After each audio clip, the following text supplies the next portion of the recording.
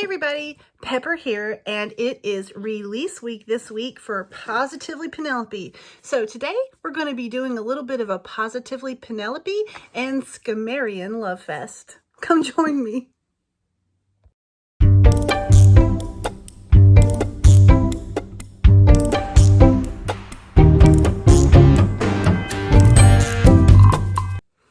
I am so excited to have you guys with me this week. Release week for book number I should have done the math before I started this video. I think it's book number 22 of mine, maybe 23. Somebody else can do the math and tell us later. Book number 20 something, Positively Penelope, released this Tuesday, and it is the second book in the Scamar books. The first one is Authentically Izzy. And the second one then is Positively Penelope, and we do have a third coming out next May, which is Loyally Luke. And so today I wanted to talk a little bit about the whole Scamar series, the characters, give you guys some visual representations of the characters, because I'm very much a visual writer. So for me, seeing things, seeing representations of my characters, visually seeing the places that are in my imagination. And Scamar, the Scamarian islands are imaginary. So I had to do a lot of visual, bring in a lot of visual things to help me kind of describe the world to you. And so I'm going to share a little bit about the creation of Scamar. Hopefully I'll be able to upload a map so you guys can kind of get the overview of the map, but I also have a video that gives people a tour of the Scamarian Islands, and I might post that later so you guys can go on the tour. And we'll also talk about characters and the characters of this particular series. I'll get back to writing questions because I have quite a few people who've done writing questions, so I will get back to that. And I will move on to reviewing other books because I am reading. My reward for finishing edits on Luke is One Kiss Alone. As you guys know, I think I talked about that last week. So let's get on with what we know about the Scamarian Islands. Somebody recently asked me why I chose the name, or how I chose the name Scamar, Skymar. Well, when I was doing my research, it's kind of a hodgepodge. And I think that might be true for some people's imaginary worlds. It's kind of a hodgepodge of two things. I'm creating a world that's very much island and sea. And so there's mountains, there's the islands, there's, of course, if you're an island, you've got sea. And then there's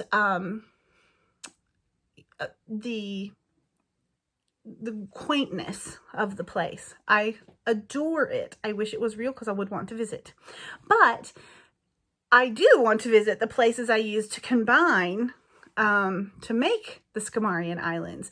So I have been to Scotland. Scotland is one island, one area. It is an island.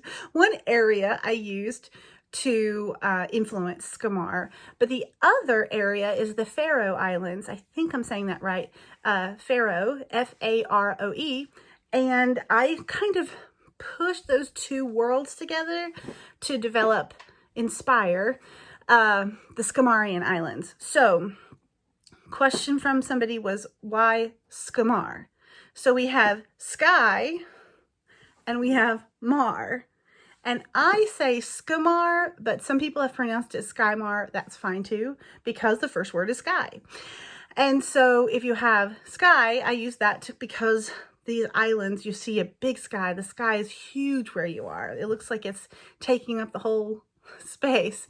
And then mar is part of that world part of that word has to do with water, mara, ocean, sea.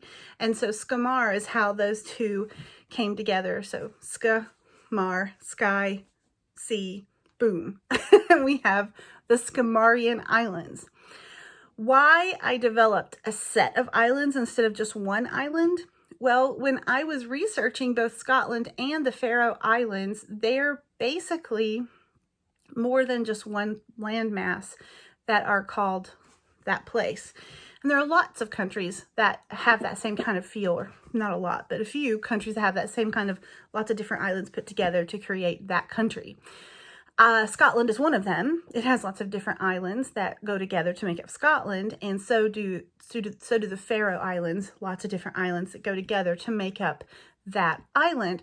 Hawaii is a state, but it's the same kind of thing. Hawaii is a lot of different islands that make up that country, that state. So in keeping with that kind of idea, I thought, well, let's make a few islands so I can introduce different places on Skamar to people and create different stories in different parts of it. So that's where we get the Skamarian Islands. Now, really quickly, let's talk about the family of the Edgewoods. The 3 books are each feature all 3 of the main characters for the 3 books, but they also are highlighting one member of the family in each book. So in Authentically Izzy, Izzy is the cousin that was adopted into the Edgewood family when her parents were killed. And Izzy was 12 years old, and she became adopted by her cousins, her aunt and uncle, and into their family when she was 12. Now, she was already a part of their family. They already loved each other, knew each other. They lived near each other. But she actually started living with them, and they became her responsibility when her parents died. So we have Izzy, who is the cousin / sibling of the next 2 characters, which is Penelope, the youngest in the family, and the most probably dramatic. Maybe Josephine does push at the drama on these, but Penelope's second. And third, we will have the only male cousin brother is Luke. In his book, Loyally Luke, I have no physical copies of it yet because I'm in the middle of doing edits for it, so it will be a while. But Loyally Luke is the third one, and it is the featured character is the hero Luke, the brother of the group of characters who are doing all this messaging, texting, emailing back and forth to each other throughout the series. The series is written in epistolary form, which means there's a whole lot of letter writing. And in this case, it can be modern letter writing, which is emails or texts. There's some narrative in all of the books. Luke's book has a whole lot more narrative than any of the other 2. I mean, I would say Luke's book is probably 70% narrative and maybe 30% text. Whereas Izzy's is the opposite, 70% text and 30% narrative, somewhere around there. So you get this this change in how much narrative versus text you get with each book. One of the highlights of the stories, besides creating an imaginary world, was being able to show people this close-knit set of siblings and their communication with each other. It has been so much fun to share the texts and the emails and the conversations that these siblings have with each other. And it's a happy, wholesome, sometimes snarky set of mostly healthy relationships between these siblings. I know that that's not always featured in fiction. We usually have the angsty characters, and that's okay too. They serve their purpose. But it was so much fun to just get to bring some mostly healthy characters all together who've loved each other so well and know each other so well, and let us sneak peek into that dialogue through texts and emails and narrative. So it was just lots of fun. Now, I don't want to make this too long because last time I went longer than I meant to. So I'll try to keep this shorter, kind of an overview.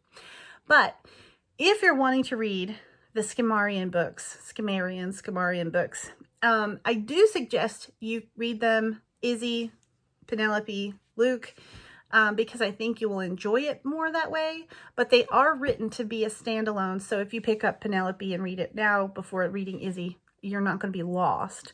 I think it does enhance the enjoyment if you read them in order. I'm going to do a few examples of pictures of character inspiration so that you guys can see, wrong culture, can see. But before I go into that, I just want to give a shout out to the audiobook. I finished the audiobook this just about an hour ago when I was driving back from my lunch break, and I got to hear the last scene. And I've been listening to it since Tuesday morning in breaks of my life. Like when I'm driving somewhere, when I'm doing the dishes or making dinner, I would turn it on and listen to it while I was doing those things outside of my work hours. And so I've just had such a blast with it. It's so much fun.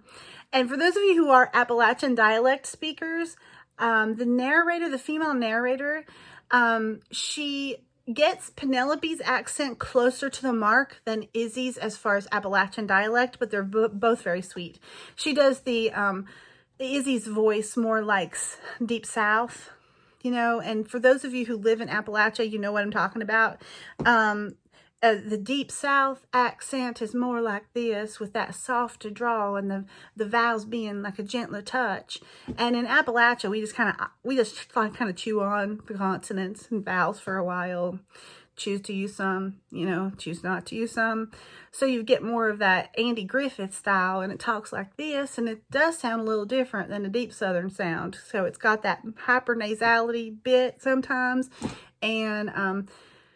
and so there's a difference between the two accents, but she did a beautiful job of bringing Penelope to life. It was so much fun to listen to that part, and we'll listen to all of it.